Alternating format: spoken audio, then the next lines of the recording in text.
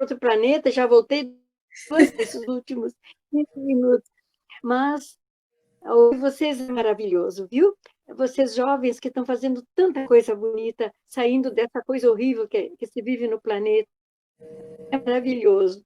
Só uma pequena reflexão ontem com algumas companheiras ali do grupo, nós estávamos falando o que deveria acontecer para que todos acordassem para essa realidade. É um grande desejo que eu tenho há vários anos. É bem radical. O desejo que o petróleo acabasse. Vocês já imaginaram que maravilha se o petróleo acabasse? Todos iriam essa vida. Não teria outra maneira de continuar vivendo. Seria uma coisa maravilhosa, não é? Se a gente visse todos preocupados com isso. Mas quando a gente encontra uma pessoa aberta para uma nova realidade, a gente já faz festa, né? Bem, o que nós trabalhamos aqui nos grupos, além de toda essa prática que vocês colocaram muito bem, vários assuntos, a gente trabalharia, então, agora a alquimia no nosso trato pessoal, quando a gente sai do equilíbrio, que é um problema, não é? Gente, agora, quando eu saio do equilíbrio, quando eu sinto que as coisas não estão bem, que a minha mente que eu não consigo acertar o norte, que as minhas emoções estão em pandareco, porque eu vejo a depressão das pessoas que consultar, que vêm pedir ajuda, eu vejo a tristeza e o medo das pessoas, quer dizer, é um desequilíbrio terrível, o medo profundo que estão vivendo nesse momento. Essas pessoas chegam para nós assim com esse medo, com a mente muito transtornada, com uma enorme tristeza, uma profunda tristeza, já que a máscara esconde o resto, mas os olhos a gente mais mostra. O que a gente faz nesse momento? Aí a alquimia do trato, do reequilíbrio da pessoa. Quando eu chego num momento difícil, eu já vou para 75, e claro, quanto mais a gente fica, mais dificuldades práticas você tem na vida, mas é natural isso, eu aceito bem naturalmente. Eu fico num canto um pouquinho para pensar onde eu estou indo e o que eu quero ainda, se eu ainda tenho, ainda estou vivendo tem toda a minha escolha de vida. O que ela está indo do normal. Isso também tentamos fazer com as pessoas que vêm desnorteadas. Essa alquimia começa, acho, né, pelo olhar das pessoas. Elas têm que encontrar no nosso olhar uma mágica, quase, em que elas olhem para nós e tenham vontade de sair daquele momento difícil, já que é o olhar que agora dá para falar mais. Depois aí vem as plantas medicinais maravilhosas. É maravilhoso. Quando a gente descobre esse mundo dessas irmãzinhas plantas, a gente fica tão apaixonada que a gente vive e respira elas. A gente vive com elas, respira. Eu gostaria que todos viessem um dia aqui no nosso sítio, aqui do Grupo Criado Divino, onde tem nosso laboratório, é uma casa-mãe do trabalho das bruxinhas de Deus se tornou. Uma vez eu dizia, as pessoas filhos e filhas, não importa a idade, os cachorrinhos que eu tenho quantidade, são meus filhos. Aí um dia eu saio na porta ali, olho para a primeira árvore, que tem bastante, as nossas medicinais estão todas por aqui, a, a primeira árvore que eu vejo um pé de ser, cheio de flor, sem querer eu chamei ela de filha. Daqui a pouco ela é minha filha também. Então aconteceu aqui essa relação. Ela é filha porque fui eu que plantei. Eu procurei a semente, coloquei. Essa relação já aumenta a nossa imunidade vital. Então existe toda uma relação com os outros seres fora das pessoas, com os animais, com os insetos, com as árvores, com as plantas, que nos preparam e nos ajudam a reequilibrar quando a gente sai do sério, quando a gente sai daquele equilíbrio que nós gostamos de estar, não é? Mais ou menos tranquilos, mais ou menos em paz. Então, quando todas as coisas bonitas que a gente faz no dia parece que não resolve, aí vem esse reequilíbrio, que é uma alquimia também, uma alquimia de vida maravilhosa.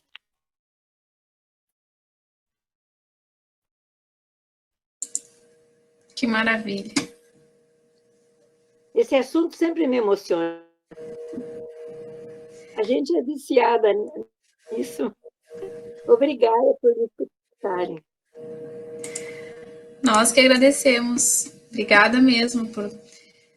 Na verdade, assim, tudo isso, todas essas colocações, assim, essas relações que vocês todas citaram, elas nos nutrem, né? Então, a gente fala de produzir o alimento, produzir as coisas, mas o que realmente nos nutre, né? Do que nós estamos nos nutrindo?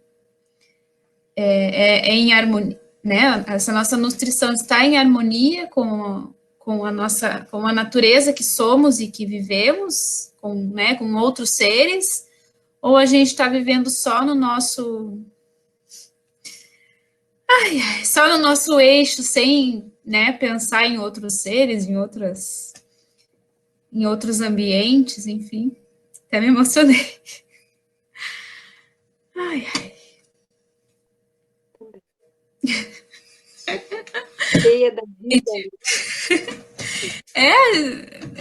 Mas é bem isso, essa alquimia da vida, né?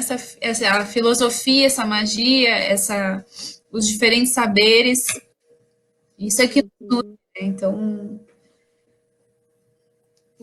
como eu já falei antes, o nosso objetivo de encontro é justamente esse, né? Essa partilha, assim, esse enriquecimento. Até agora já foi muito, muito rico. Mas alguém quer fazer alguma colocação, alguma informação? Então, a gente vai mostrar rapidamente aqui os nossos, um pouquinho do que a gente produz aqui, e depois vocês podem estar colocando também, pode ser?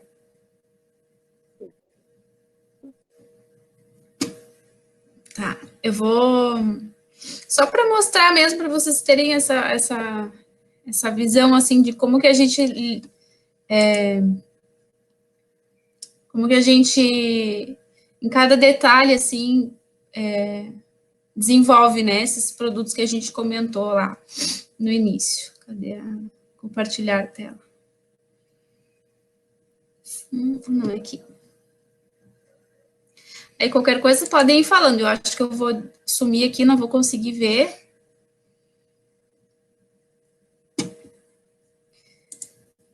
Tá, vamos lá, compartilhar. Acho que tá aqui. Vocês conseguem ver? Sim. Sim, a gente consegue ver. Beleza. Então, aqui eu trouxe algumas imagens dessas, né, produções que a gente faz. Aqui eu, né, trouxe a ideia do desodorante, independente da marca ali, do leite de magnésia, até que a Fernanda tinha colocado. Essa aqui é a embalagem que eu utilizo, também foi de um outro desodorante que eu comprei de uma produtora aqui de Floripa. Então, eu preencho com hidróxido de sódio, coloco algumas gotinhas de alguns óleos essenciais. A gente sabe que os óleos são um pouquinho caros, então eu tento dar uma pesquisada e até esses eu comprei de um lugar que fica aqui em Florianópolis, eles compram em grande quantidade e revendem. Então, eu busco misturar o leite de magnésia com algum óleo bactericida e também que tem alguma propriedade cicatrizante, como a lavanda, melaleuca, capim-limão. Então, o desodorante tem sido esse. A gente já reduziu a embalagem e, além de tudo, evita algumas substâncias que estão relacionadas a doenças, né? E, inclusive, eu estava lendo sobre como é que é o nome? O triclosan, que é uma substância que ele é antisséptico, né? Ele está presente em desodorantes, em sabonetes, creme dentais, etc.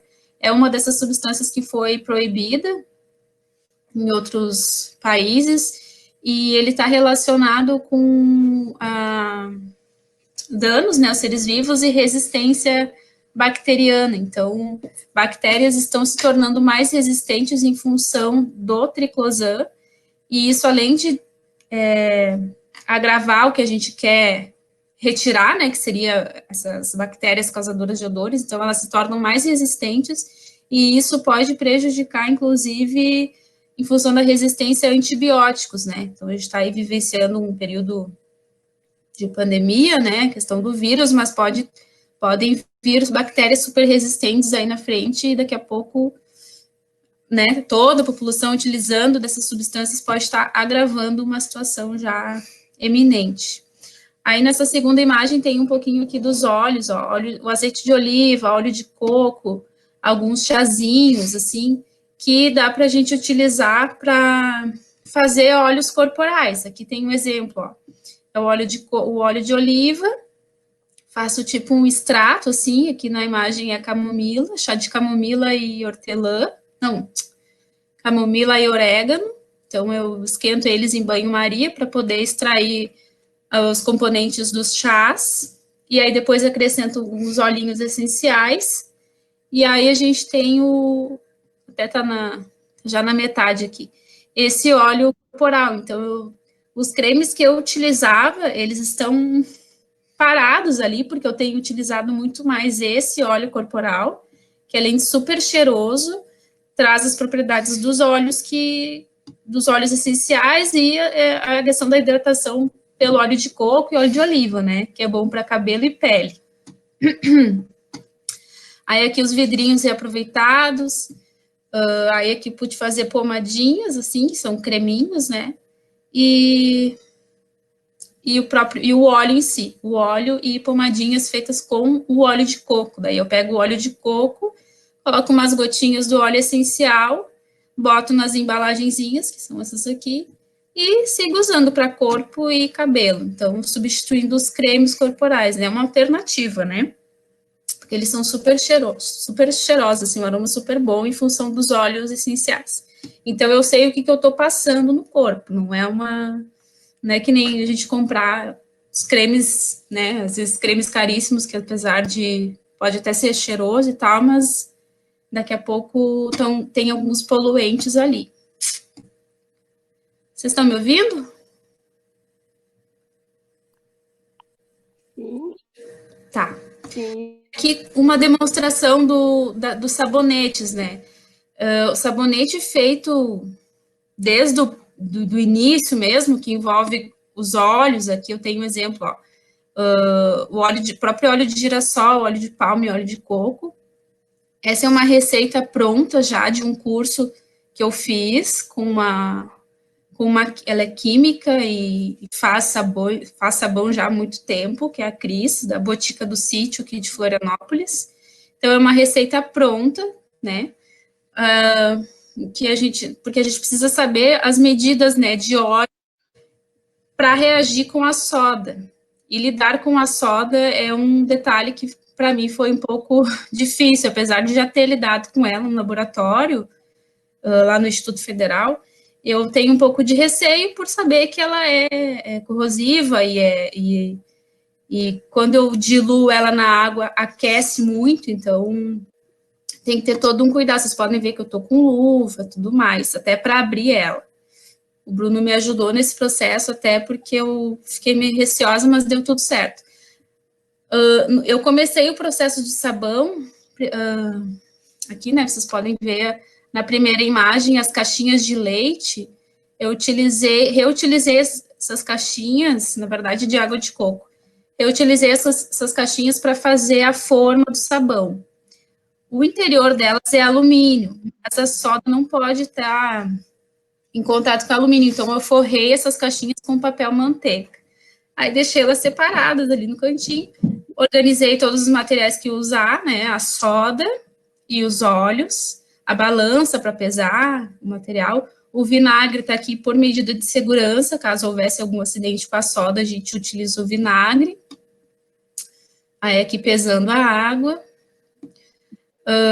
Eu coloquei essas imagens também para vocês verem, assim, ó, a importância dos cuidados, né, porque a gente vai fazer produtos em casa, mas dependendo do que, óbvio, produtos mais tranquilos, assim, de usar, a gente, né, como vai fazer algo comestível, vai fazer algum outro produto mais tranquilo, que não tenha, que o ingrediente não seja tão reativo, assim, tão forte como a soda, você usa, né, faz ele como com roupas normais, mas aqui, roupas de casa, assim, sempre é o calção. Mas como ele dá com a soda, você pode ver que eu tô de calçado fechado, óculos, máscara e luvas, né? E o aventalzinho que a minha mãe fez. E aí, assim, ó, alguém falou alguma coisa? O que foi o processo? É derreter os óleos e ir acrescentando a soda diluída em água aos poucos, tá? E mexe, né? Como normalmente a gente mexe pode mexer com um mixer que leva minutos, mas se for mexer como eu mexi aqui com o fouet, fiquei tipo 2 horas mexendo até chegar no ponto de traço. Aí aqui nas forminhas, depois de um mês, ele fica no tempo de cura, né?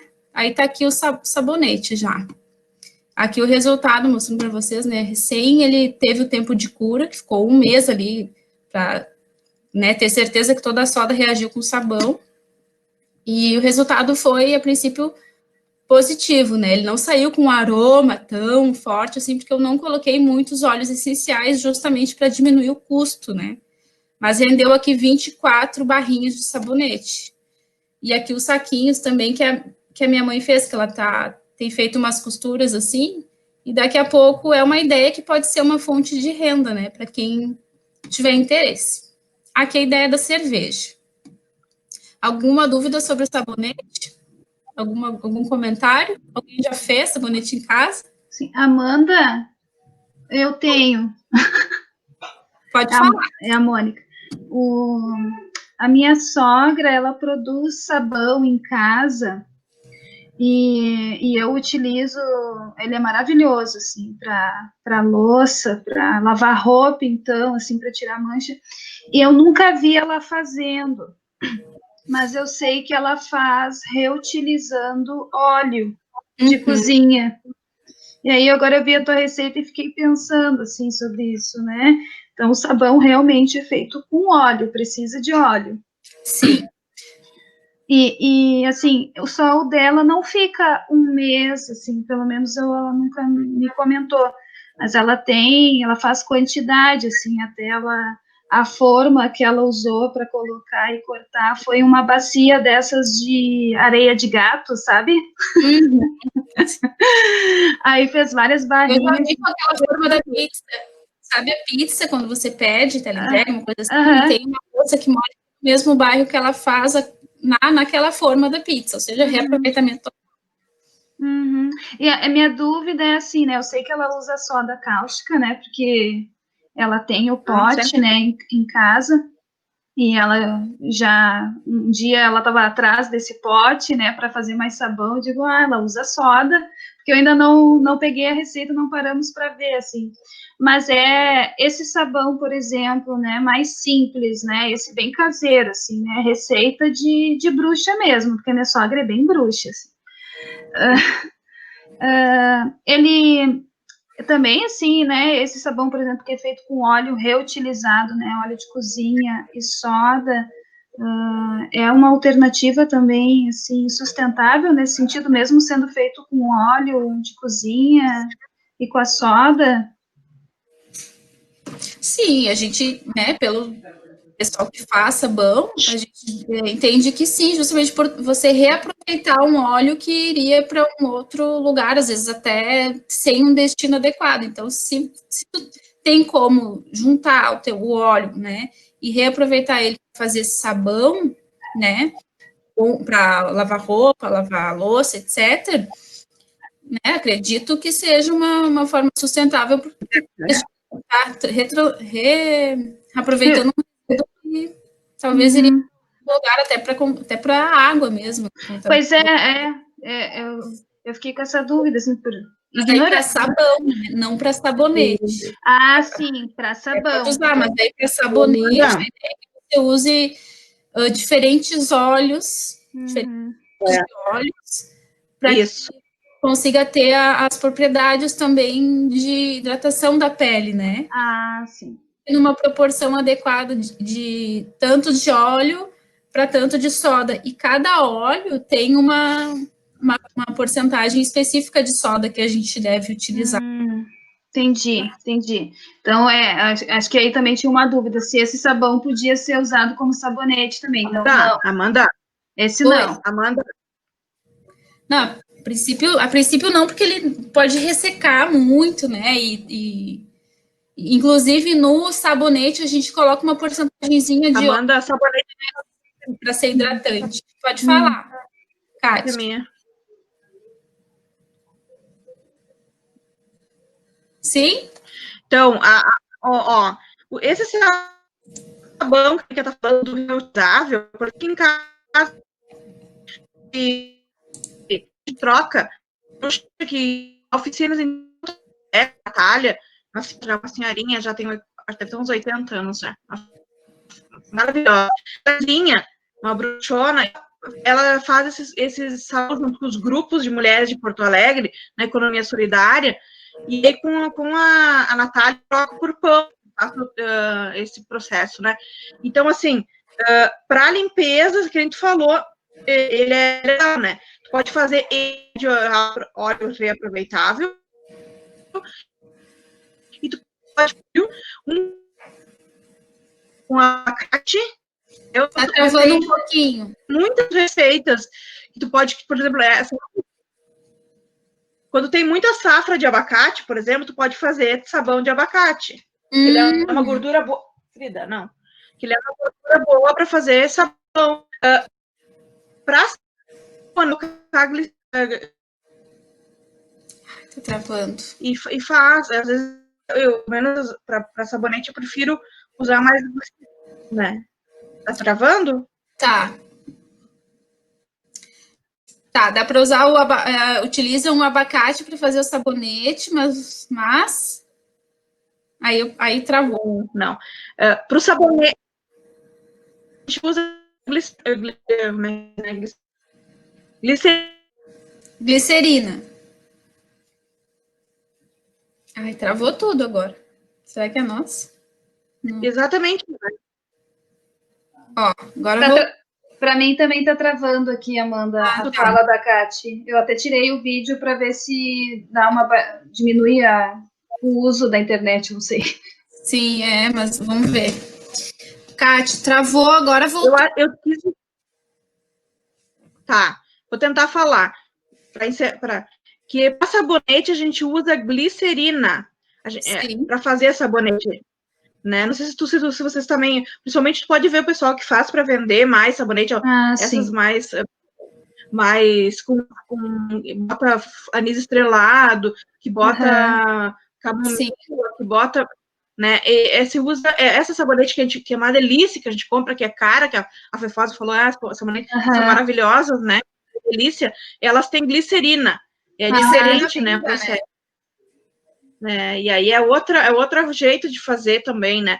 Mas é fantástico, não pode dizer que desse jeito, por exemplo, assim, eu faço eu já fiz, a minha mãe fazia também lá fora bastante, desde fazer assim, o sabão em pó, que nem fosse fazer o que a gente, lá fora chama um homo, né? Mas a gente, sabão em pó mesmo, né? Feito natural, tu peneira e tu faz, e ele fica igual para tu usar na máquina, entende? Dá para fazer do mesma forma que é aquele sabão que você faz com álcool, né? Sabão de álcool com soda cáustica, igual esse que a Amanda está falando, né? Só que o processo de acabamento dele é diferente, entende? Então, assim, a sabonete tem um acabamento, o sabão em barra é outro, e o sabão detergente outro, e o sabão de pó é outro. São 4 jeitos com a mesma base, tu pode fazer com a mesma base, tu faz os 4, entende, gente? Sim, são diferentes propriedades, né? Uma coisa é o sabão para limpeza, outra coisa é o sabão para higiene, o sabonete, o sabão para higiene, né? O detergente já traz outras propriedades. Todos eles, tu pode partir da mesma base para álcool, só, né? Só que as proporções mudam e o jeito de fazer também muda, no sentido das quantidades, né? Um vai mais água, o outro tem que mexer mais, o outro tem que já secar mais, né? Sim, exatamente, tem diferença. Esse que eu fiz aqui é a base dos sabonetes, né? A gente poderia comprar a glicerina pronta, que daí é muito fácil, porque daí eu pulei essa etapa de saponificação, que foi essa que eu fiz, né? O processo de saponificação, ele resulta em glicerina. Então, a gente tem a produção da glicerina a partir dessa reação química do hidróxido de sódio, que é a soda cáustica, com os óleos. Poderia, até pensei, né, vou fazer o sabão direto de glicerina, não sei se alguém já fez, porque tu compra a barra de glicerina, derrete, coloca os óleos essenciais, ou coloca o que você quiser ali, e aí depois bota na forma, deixa, né, espera secar, daí não precisa esperar o tempo de cura de 30 dias. Entendi. Esperar o tempo de cura de 30 dias, que é para garantir que toda a soda vai reagir com aqueles óleos que a gente colocou ali. Sim. Entende? Porque daí ela tem um tempo de reação, né, para essa reação de saponificação acontecer. E assim, foi bem legal, assim, fazer esse processo, não foi fácil, mas valeu a pena, assim, porque agora a gente tem sabão para o resto do ano. Deixa eu voltar aqui. Agora a gente tem sabão para o resto do ano e, se duvidar, mais ano que vem. Eu acho que ano que vem até não, porque provavelmente a gente vai doar alguns aqui, né, para a família que mora aqui perto, etc. Mas é uma possibilidade, assim, de ter o nosso próprio produto, assim. E é um dia, um sábado que a gente tira para fazer. E a gente fez, nesse sábado do sabonete, a gente também fez a cerveja. Não sei se vocês querem falar um pouquinho? Pode ser, posso falar um pouco do processo de fabricação. Aí eu vou mostrar as imagens aqui, então a gente vai sumir aqui um pouquinho, tá? Peraí. Não, aqui. Então, o processo de fazer cerveja em casa tem sido experiências muito positivas, no sentido de fazer o seu próprio alimento, né? E também de sair também um pouco da indústria, né? Do consumismo e tal, né? Que, querendo ou não, a gente comprando cerveja no supermercado, a gente vai estar gerando resíduos, né? E a própria indústria, ela não tem esse viés de fazer cerveja de qualidade, né? E sim focar mais na quantidade, né? A primeira imagem, a superior esquerda, é praticamente alguns instrumentos que a gente usa, né, de medição, como a balança, o Erlenmeyer e também o termômetro, né? Porque o processo de fazer cerveja envolve o cozimento dos grãos de malte, né, que são torrados, e daí tem que controlar a temperatura. Daí, esse cozimento, ele vai fazer uma extração dos açúcares fermentáveis do grão, no qual, posteriormente, a levedura irá consumir esses açúcares, transformando uma parte em álcool e outra em CO2. Daí tem liberação de calor e a gente tem que fazer todo esse processo tomando esse cuidado com a temperatura. Algumas imagens aqui do grão recém-colocado na panela, né, que é a imagem superior central, e depois que a gente já cozinhou um pouco dos maltes, ele fica mais solúvel e fica também mais clarificado, né, porque no primeiro momento fica parecendo um mingau, né, mas depois, com o tempo, ele vai tomando a sua forma, né. Utilizamos panelas relativamente grandes, né, para a produção de 20 litros, usamos uma panela de 32 litros e uma de 22. Uma vai com fundo falso, onde os grãos vão ser colocados, né? E daí depois a gente faz as transferências para uma panela maior, no qual a gente vai ferver, né? Esse líquido que foi cozinhado, né? Daí os grãos, normalmente ele vai para uma composteira, onde a gente faz a reciclagem dessa matéria orgânica, né? Ou a gente faz pão. Outra ideia que a gente está querendo fazer é aproveitar os maltes para a produção de cogumelos. É uma outra ideia que ainda a gente não conseguiu tocar, mas futuramente a gente vai tentar fazer isso. Então, relativamente, fazer cerveja é um processo trabalhoso, porém nos traz alta felicidade, né, por estar produzindo a nossa cerveja e podendo degustá-la, né? Porque afinal de contas, não deixa de ser uma alquimia, né, uma bruxaria, tanto que os vizinhos, às vezes, nos olhos aqui, nossa, o que eles estão fazendo aqui, sabe? Que cheiro bom é esse que sai de flores, de docinho, sabe? O aroma é maravilhoso quando a gente está fazendo, dá pra ver essa foto aqui dessa fumacinha, já é assim, começa 1h da tarde, termina tipo umas 6 e pouca, né, o final da tarde. E o aroma que fica, assim, quando ele tá levantando a fervura do malte, é muito, muito bom. Depois, quando coloca o lúpulo, então, fica mais gostoso ainda. Então, a gente faz o cozimento dos grãos, né, no primeiro momento, para depois passar para a panela de fervura, né?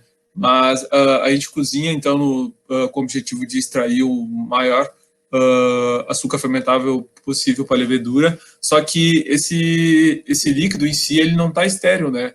E o que a gente faz para ele ficar estéril, né? Adiciona lúpulos e ferve esse líquido, né? Daí, depois que nós fizemos todo o processo de fervura, nós temos que resfriá-lo, né? Porque a levedura em si, ela morreria se tivesse em altas temperaturas esse líquido, né? Daí, como eu trabalho hoje num laboratório de leveduras, né? Cervejeiras aqui em Floripa, eu acabo não tendo custo de levedura, assim, mas como a Mônica falou, a questão do fermento de pão, a própria levedura da cerveja, nos primeiros primórdios, assim, também foi isolada para fazer pão. Então, é a mesma espécie, só que tem diferentes tipos de cepas, né, que a gente utiliza para fazer cerveja. Então, fazer cerveja, né, é bom, só que também tem a parte trabalhosa, né, que justamente é encontrar vasilhame, e normalmente se a gente for fazer as primeiras levas de cerveja, vão ser vasilhames muito antigos, né, que vão estar parados há muito tempo, e fazer cerveja tem que ter um cuidado total com sanitização, né, porque a gente pode contaminar a cerveja e ela dá gosto ruim, né, ficar com um gosto azedo e tal. Então, fazer cerveja em si é um pouco trabalhoso, mas muito bom. Deixa eu ver, tem mais aqui. Aí o resultado. Isso aqui é o produto final, né? Praticamente o processo leva em torno de 35 dias, desde do cozimento, e a gente tenta fazer assim que a gente consegue grana, né? E aí a gente acaba não gastando tanto, né? Porque sai mais barato a gente produzir cerveja com qualidade do que provavelmente gastar esse dinheiro comprando um fardo de lata, assim, né? Uma receita que a gente faz, tipo, o quê? R$50, mais ou menos, que R$50. Rende, sei lá, 30 litros, 20 litros. 20 litros. Ou seja, a gente gasta R$50 para produzir 20 litros e, sei lá, R$50, se a gente for sair, a gente gastaria isso em 2 copos de cerveja artesanal. Uma bebida de qualidade para quem aprecia, né, para quem gosta, e também pode ter para interesse uma fonte de renda, né? Como a gente teve também essa experiência, né, de fazer cerveja e ao mesmo tempo doar, né, para os amigos, para os familiares que estão próximos, porque eles não têm esse contato com a cerveja artesanal, né? Somos sempre vieram da leva de beber cerveja com menos qualidade e tal, e tu proporcionar para os amigos essa ideia da cerveja artesanal também abre outras possibilidades, né? Porque a fermentação em si, ela também pode ocorrer não só da cerveja, né? Pode ser kombucha, pode ser o próprio iogurte, né? Que a gente pode fazer em casa. Tem outros tipos de fermentado também, como a Tiane comentou, que é as conservas, né? Eu queria muito aprender a fazer sobre chucrute, que diz, que, nossa, é muito bom, né? E os fermentáveis em si, de alguma forma, né, fazem bem para nosso organismo, não é excesso, é claro. Bem fácil, bem fácil. A gente está por fazer agora a kombucha. A gente poderia contar um pouquinho para nós como é que é aí a tua, e aí depois a gente já vai se encaminhando para a finalização. Alguém tem alguma dúvida, alguma questão, uma pergunta? Não, só fiquei com água na boca da cerveja, né? Porque cerveja realmente, assim, com a pandemia, eu fiquei, nossa, né? Aqui na Lomba do Pinheiro, por exemplo, assim, o acesso, né? Quando eu consigo comprar uma cerveja artesanal da Implicantes, né? Que até teve uma situação aí e que deu tudo certo, né? Assim, eles já conseguiram se reorganizar. E até mesmo aqui da Zapata, né? Que é perto, mas assim, muito caro, gente. Nossa, saudades. A Zapata também, mas assim, o valor da cerveja artesanal ficou muito caro, porque quase faliram, né? Teve toda uma situação aí de pandêmica que atrapalhou, né? Porque antes tinha eventos, tinha bares, enfim, né? Então, assim, quando eu consigo comprar da Implicantes, por exemplo, que eu tenho ficado mais atenta, assim, né? Eu pago R$15 uma lata. Uma lata, assim, né? E mais a entrega, que é no mínimo R$20. Então, assim, quando eu compro cerveja, eu compro para degustar mesmo, assim, porque... Sim, tanto que uma lata e a entrega praticamente paga um custo de 20 litros, né? De 20 litros, exatamente. E uma dica para quem querer entrar, se aprofundar mais no assunto, tem diversos canais no YouTube onde várias pessoas fazem cerveja com os mínimos equipamentos possíveis. Eu quis investir porque eu já tinha uma caminhada assim na indústria cervejeira, em laboratório, e queria produzir a minha cerveja. Mas tem até relatos do meu próprio pai falando que a minha avó antigamente produzia cerveja com um saco de voal, uma panelinha pequenininha e fluía fazer cerveja tranquilo, sabe? Então tem muitos canais no YouTube que ensinam a fazer 2 litros, 3 litros de cerveja com uma panelinha simples em casa. E é super possível. Sim. É bem tranquilo, tu pode fermentar, não precisa ser num fermentador grande, pode ser até em garrafa PET. Tu tem materiais em casa que tu pode fazer. Tu pode fazer cerveja com fermento de pão.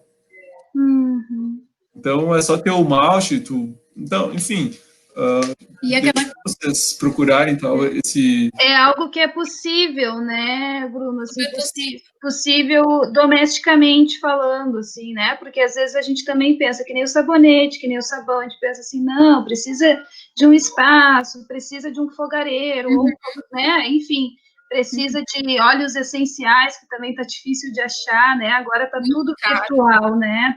A gente não consegue mais ir em loja nenhuma, a gente tem que comprar pela internet, né?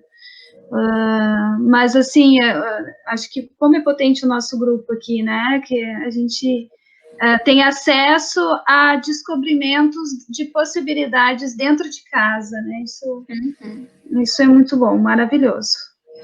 Vou dar uma olhada nisso, da cerveja.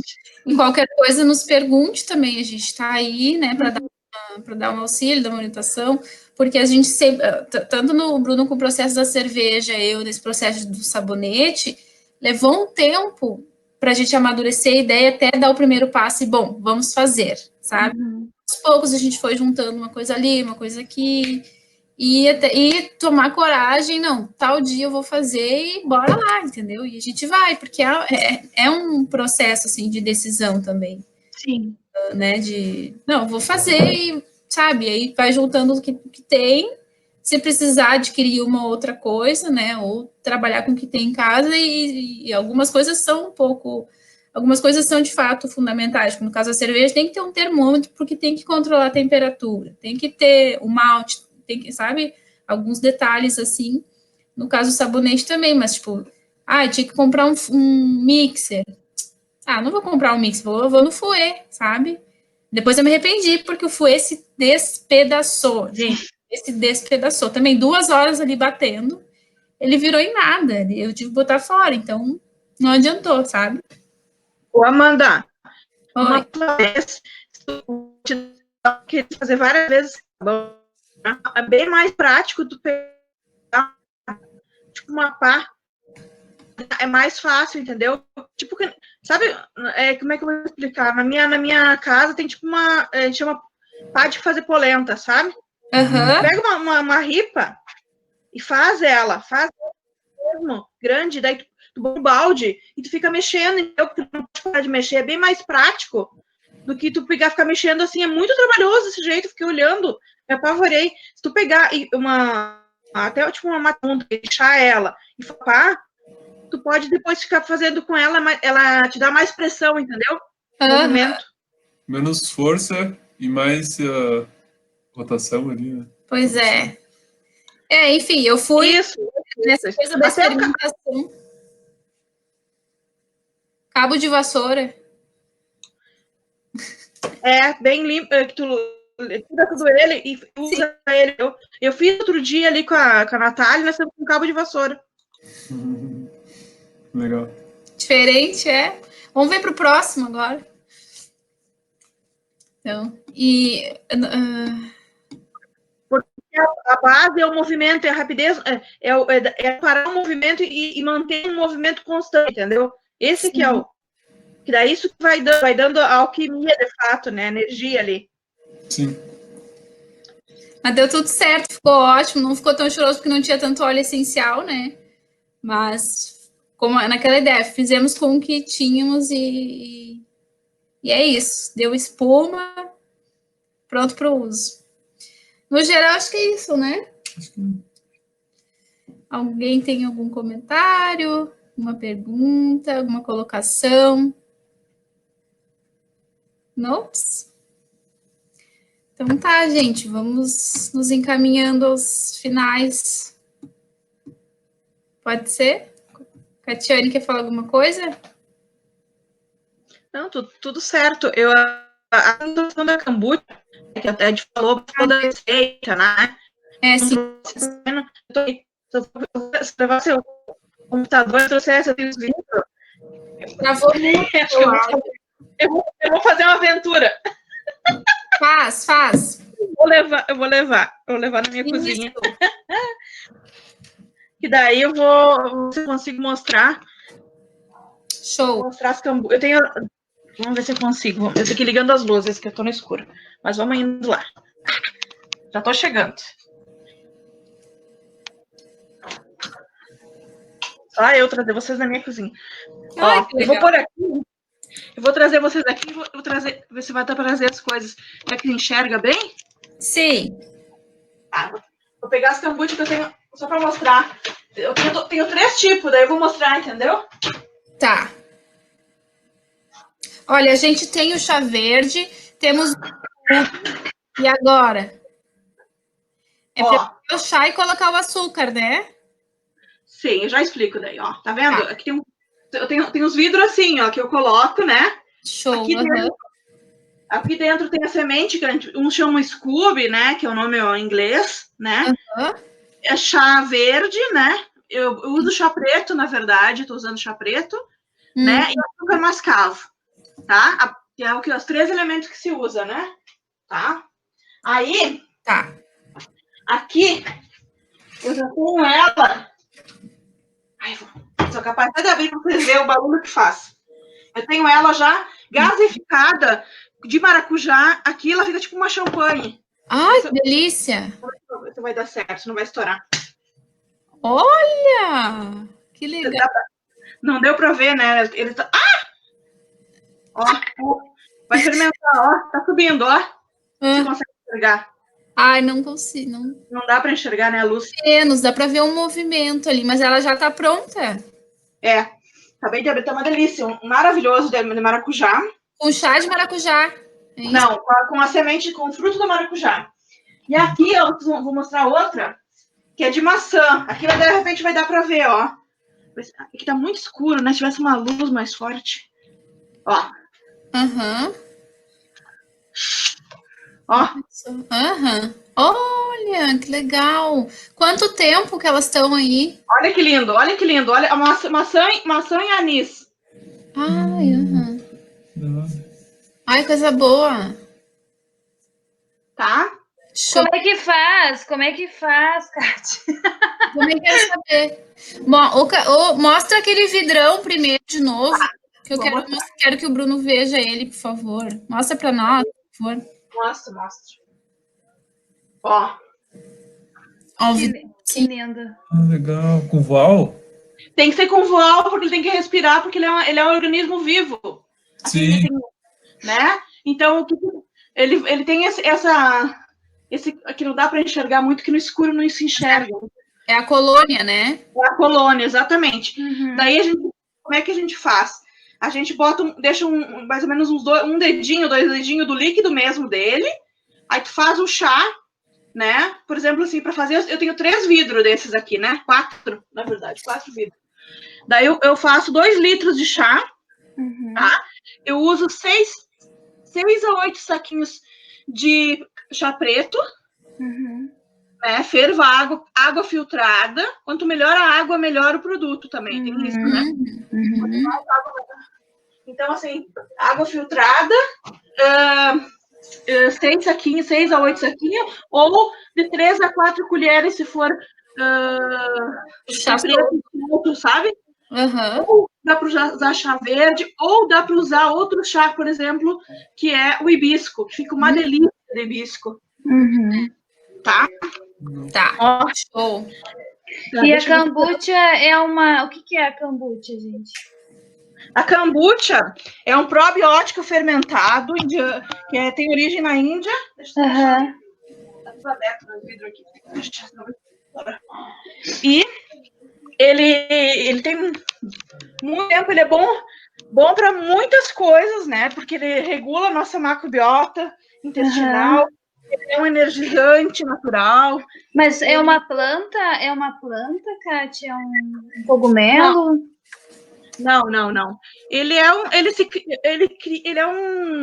tem essas colônias que se chama Scooby, né?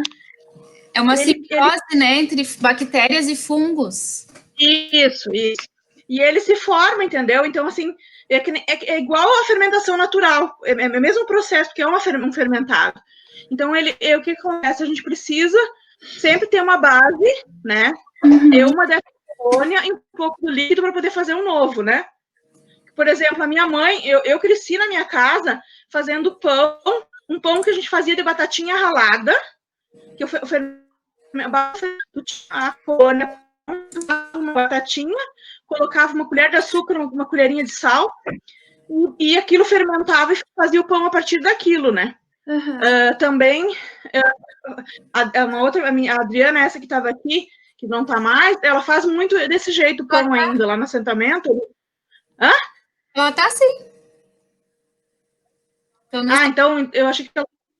Tá, mas então o povo do assentamento usa bastante essas técnicas da fermentação natural para o pão, né? Principalmente para fazer cuca e pão. Então faz com farinha também branca, né? E aí tem aquela... Todas essas coisas, tanto a kombucha, que é, né? Só que a diferença da kombucha é que ela tem uma questão assim, ó, ela contribui um monte na nossa questão, na nossa saúde. Então, assim, desde para depressão, para a questão do melhoramento do sono, para a questão de baixar a questão da glicose. Sim, ó, poderia ficar falando as inúmeras potencialidades que ela tem. E ela na verdade, Mônica, eu posso te explicar direitinho e te passar. Claro. Eu tenho bastante. Toda semana eu faço, cada 8, 10 dias eu faço, e eu, quando não tenho, eu tenho que colocar fora, porque às vezes até como, mas não tem muita quantidade, entendeu? Não dá conta. Então, não. Assim... Aí depois eu vou querer, sim, Kátia, eu vou querer.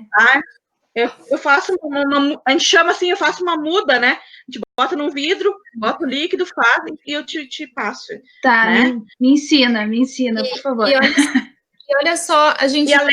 Dá para fazer, por exemplo, você compra uma engarrafada, assim, né, de que seja uma qualidade que você tomou, e aí faz a partir dela, você desenvolve o Scooby, né, que é essa colônia. Sim. Dá para fazer assim também, sim. Né? Agora, a última moda, isso que me dá raiva, não é me dá raiva, né? Antes modismo, às vezes, assim, que pega as coisas andando, né? Coisas que são milenar e se apropria, né? Por exemplo, o capital agora, a última moda é o pessoal, que é legal também, é uma fonte de renda, é bacana. O problema é que começa daí virar grandes empresas, começam a fabricar e sai da mão, né? Aquela coisa que nem o Bruno estava falando ali, do cara que produz a cerveja, que faz ali no fundo do quintal, de repente já tem uma grande empresa produzindo a cerveja artesanal, né? E aí vai comendo todos, que é a lógica do capital, né? Uhum. Com a saúde também está acontecendo isso, a gente vê, tem um movimento fantástico, assim, eu acompanho pelo Instagram, né? E no Brasil todo, assim, ó, é uma leva de gente, né? Que está nessa questão. Principalmente, é uma coisa que é triste, porque é um alimento barato, mas que ele está chegando mais para a classe média. Para o pobre, né? As pessoas nem para começar que não tem muito esse hábito, não tem essa questão. Muito antigamente até se tinha algumas bruxas que faziam o kefir, que era uma coisa mais comum, né? Ou de leite ou de água, que é bem comum, que ele é primo não, ele é parente da kombucha, né? Da mesma. E o Rejuvelac também, que o Rejuvelac também é um probiótico super bom. Depois eu posso até mandar para vocês o material, né?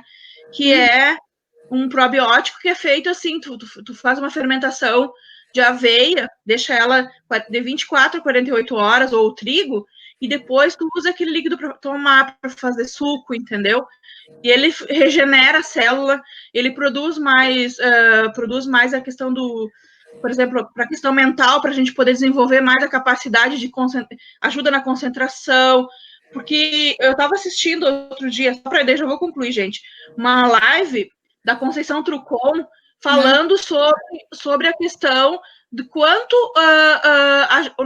muitas coisas que a gente desenvolve é porque o nosso cérebro, o nosso corpo, o nosso intestino e o nosso cérebro, que são dois espaços muito importantes, todo o corpo é importante, mas esses dois espaços, fica faltando minerais. Por exemplo, assim, ela estava dando um curso sobre déficit de atenção, e ela quem estava dando esse curso era a neta da Ana Primavesi, que é uma precursora da ufologia no Brasil, uma referência, né, uma bruxona, que já morreu faz pouco tempo, esse ano, né? E a neta dela estava falando como é que tu pode tratar coisas, por exemplo, a déficit de atenção, só a partir dessas questões, desses alimentos, entende? De coisas que tu pode fazer saudável, né? Que pode substituir. Mas, claro, tem que ter todo. Não é assim, não é simplesmente começa a tomar, né? É uma coisa que tem. É que nem. Precisa fazer um exame que vai diagnosticar quais os minerais o teu organismo está em falta, né? Já se sabe que a falta de cromo, de bório e essas coisas no cérebro, ele causa um impacto, né? Então, assim, não sei se é bem, se eu estou certo nos elementos, nos minerais, mas é alguma coisa nesse sentido, assim, que são coisas bem importantes que a gente acha assim, nossa, como eu nem sabia que eu precisava disso, né? A gente às vezes nem sabe desses minerais, né? Por isso que as crianças, às vezes, quando são pequenas, comem terra e a gente fica apavorado, né? Mas no primeiro momento do instinto, é aquele, na terra, encontra aquele mineral que o organismo está precisando, né? Exatamente. Eu só queria aí, né, falar para mostrar. A Tati já falou um pouco aí do kefir, né? Mas é o mesmo esquema.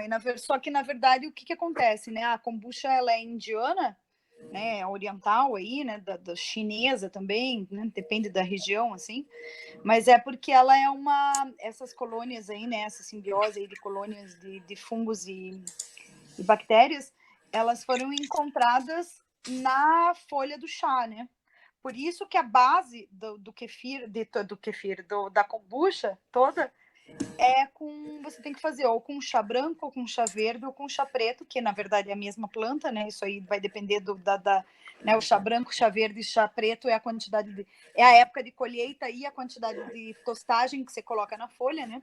Mas enfim, esses organismos, eles são encontrados especificamente nas folhas do chá, né? E aí, por isso que ela é a base da kombucha. Mas, por exemplo, aqui em Campo Grande, tem um grande amigo nosso aqui que é do Movimento Sem Terra, e, enfim, na verdade, ele é da CPT, mas ele contribui também no MST, e ele é um agrônomo daqui, e ele produz kombucha, e a kombucha dele é maravilhosa, diga-se de passagem, E ele está fazendo testes, ele está produzindo, inclusive, agora a partir da kombucha, né? A partir dos... Porque tem vários tipos, né? Vocês falaram do Scooby, mas tem mais 2 que eu não me lembro agora, que são de outras espécies, mas que também são encontradas aí. Uma da Ujum, que é uma kombucha mais doce, e a outra dá um outro tipo de kombucha. E a partir disso também dá para fazer vinagre, dá para fazer várias coisas, assim. Nossa, com as colônias da kombucha você faz inúmeras coisas, inclusive pão, eles têm feito pão muito na casa deles, e outros produtos, polvilho, enfim. E então é isso, assim, especificamente precisa ter o chá preto, né? Precisa ter o chá preto, o chá verde e o chá branco. Mas ele tem estudado aqui essas questões de fermentação e ele tem encontrado outras espécies que não são tão, né? Não convertem tão rápido, não fazem a fermentação tão rápida quanto as espécies né? Quanto as colônias que estão no chá, mas de espécies que a gente encontra mais fácil aqui no Brasil, assim. Então, ele, por exemplo, encontrou já na erva mate. Então, ele está fazendo uns testes aqui, tem um assentamento aqui no sul do estado, né, na Itamaraty, lá em Ponta Porã, que tem um erval gigante, né, super antigo aí, da época da ervateira Laranjeiras e tudo mais. E eles estão fazendo uns testes e ele já encontrou, então ele já está fazendo fermentado, já está fazendo kombucha a partir da Ilex paraguariensis. Que mais? Tem mais umas. Ele já tem aí fazendo uns estudos aí com umas 3 ou 4 espécies que para substituir o chá que é difícil a gente encontrar aqui, né? Você tem que comprar o chá, né? O chá verde, o chá preto, o chá branco, né? As folhas. Eu já fiz de qualquer de que lugar, mas você consegue encontrar. E outra também que ele está fazendo é os testes com as próprias sementes, né? Aí o Scooby e essas outras aí, né? Mas as sementes que eles chamam, né? Com as próprias sementes da kombucha, em outros chás também que não precise ser o chá. Então, testando de qual folha dos chás que a gente possa encontrar aqui que combinem melhor também aí com os processos que são feitos com as kombuchas. Mas o esquema da kombucha é igualzinha, como a Kátia falou, é igualzinho do kefir. Você tira um pouquinho, transforma isso em semente, né? Que vai dali que você vai multiplicar, e assim vai indo, né? E vai multiplicando e vai transformando, e vai multiplicando, vai colocando em outras. E por isso que quando você tem uma boa kombucha, normalmente no final você vai encontrar uns granulozinhos, assim, no final da kombucha, mesmo depois de fermentada, depois de passar por todo o processo, você vai encontrar um fundinho. E é com esse fundinho que você vai retirar e você produz. São as sementes, né? É com esse fundinho que você pode fazer uma nova kombucha, a tua própria kombucha. De infinito. A própria cerveja também dá para reaproveitar esses micro-organismos para fazer outras levas, né? E é bem isso, né? Infinitamente, né? A gente pode ter essas culturas junto conosco e perpetuar, né? Distribuir para os amigos e familiares, né? Muito bem, então... Isso é uma coisa milenar, né, gente? Isso é assim, ó, a nossa podemos pegar nosso caso aqui no Brasil, né? Pegar os fermentados, por exemplo, feito com mandioca e milho, que a gente nem utiliza mais, mas que se tu pegar nos indígenas, tu vai ver bebida que os indígenas fazem, inclusive cachaça, né? Um tipo de cachaça que é a partir todas as bebidas aí com guspe. Isso, exatamente. Exato, mas são bem famosos, inclusive, né? Esses fermentados, né? Que é a partir do milho e também tem um com a mandioca que é bem bacana, né? Também. São fermentados, bebidas fermentadas, né? Então, assim, a gente tá usando a kombucha aqui, mas assim, ó, também talvez a gente pudesse também nesse processo, acho que nessas retomadas, se desafiar a ver, assim, coisas saudáveis que nossos ancestrais, seja a bisavó, tataravó, sei lá, o que faziam, que fazia bem para a saúde e que a gente simplesmente nem sabe hoje, nem sabe que os nossos avós usavam isso, né? Por exemplo, antigamente não se usava fermento. O próprio questão por exemplo, era claro, nós éramos um Brasil de agricultura, né? Mas assim, por exemplo, fazer queijo, se tirava, por exemplo, lá em casa eu cresci fazendo isso. A gente tirava a moela da galinha, limpava aquela pelezinha que tem entre a moela, dentro da moela, a gente botava no sal e limão e aquilo ali virava um fermento para tu fermentar o queijo e fazer queijo, por exemplo. Virava um coalho para queijo, né? Então, são tantas coisas que tem que a gente foi perdendo com o processo de industrialização, talvez é bem bacana a gente tomar essas questões, né? Acho que esse que foi um pouco da lógica da gente conversar hoje, né? Exatamente, essa era a ideia, de poder trazer à tona toda essa riqueza e ir resgatando, assim, aos poucos, cada um, né? A gente vai trocando as experiências e vendo que a gente tem, sim, essas possibilidades, que não é algo tão distante, óbvio, depende, né, do contexto, assim, de cada um, mas é algo super possível e nos leva, assim, a gente ficar menos dependente dessa lógica de mercado e capital que nos empurra goela abaixo alguns produtos que às vezes a gente nem gosta, mas compra porque é aquilo ali e é o que tem e não vê outra alternativa. E coisa mais satisfatória que tem é a gente consumir algo que a gente mesmo produziu e muitas vezes fica tão bom quanto, ou até melhor, do que os produtos que a gente vê por aí na rua, né, nos mercados. Show de bola, gente. Valeu. Total gratidão. Muito obrigada. Muito obrigada, gente. Pela presença, pelas falas, pelas atividades, pelas presenças. E valeu mesmo. Obrigada por cada um aí que está aqui hoje. Espero que tenha sido bem proveitoso, tanto para vocês quanto foi para mim. Acredito que para o Bruno também. E ficamos por aqui, então. Hoje a gente passou um pouquinho do horário, mas valeu muito a pena, porque foi muito rico. Qualquer dúvida, podem mandar lá no Instagram do Uniflora, ou quem tem contato da CAT pode estar mandando para a CAT também. A gente pode seguir trocando ideia, trocando figurinhas. Estamos abertos a isso. E nosso próximo encontro vai ser mês que vem, dia 9 de setembro. Então, em setembro, a gente faz os 2 últimos encontros do projeto e vamos fechar com chave de ouro, com um sarau aí bem bacana. Fechou? Então, Fechou. Boa noite, gente. Obrigadão. Boa noite, gente. Boa noite. Beijo. Tchau, tchau. Tchau, tchau. Deixa eu ver aqui. Abraços. Não, tchau. Tchau, tchau. Maria, beijo. Tchau, Maria. Adriana, Val, tchau, tchau. Tchau, tchau. Tchau. Tchau.